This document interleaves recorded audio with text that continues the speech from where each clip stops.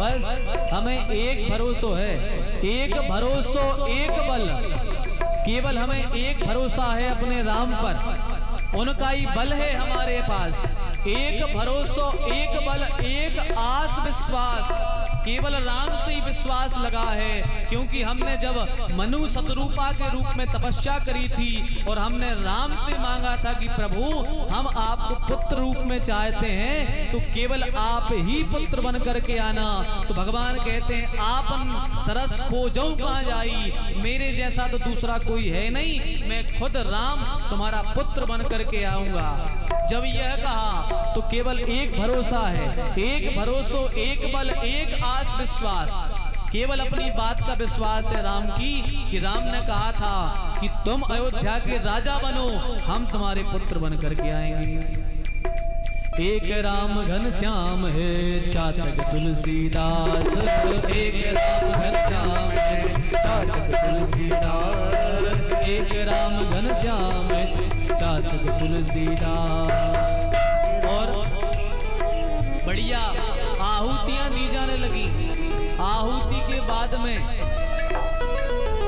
ऋत्विज कहते हैं, ब्राह्मण कहते हैं महाराज पूर्णाहुति हो गई है, अब घी का पात्र हाथ में लो और घी का पात्र लेकर के बढ़िया आहुति दो, घी की धार लगाओ, जितना हाथ ऊपर जा सके ले जाओ, और जो कामना हो आज भगवान नारायण से मांग लो।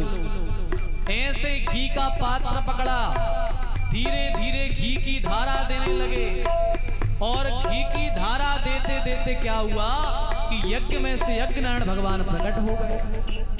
यज्ञ नारायण प्रकट हो गए, हाथ में चरु लेकर के आए, और चरु लेकर के आए, कहा महाराज यह चरु अपनी पत्नियों में आधा आधा हिस्सा करके बांट दो। अग्नि नारायण चरु देकर के अंतर्धान हो गए।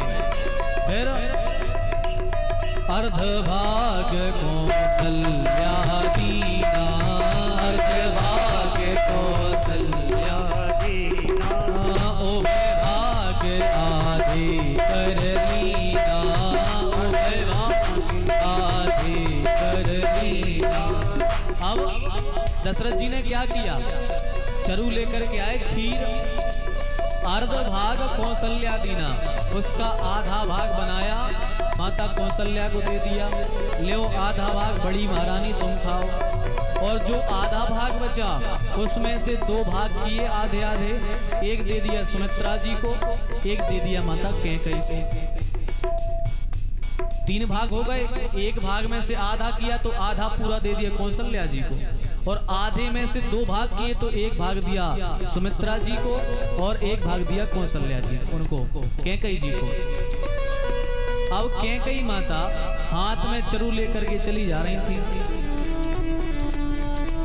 आंजनेय पर्वत पर माता अंजना तपस्या करने बैठी हैं, क्योंकि माता अंजना को एक ऋषि का शाप था कि तुम विवाह के पहले गर्भवती हो जाओगी, विवाह के पहले तुम्हारे यहाँ संतान होगी।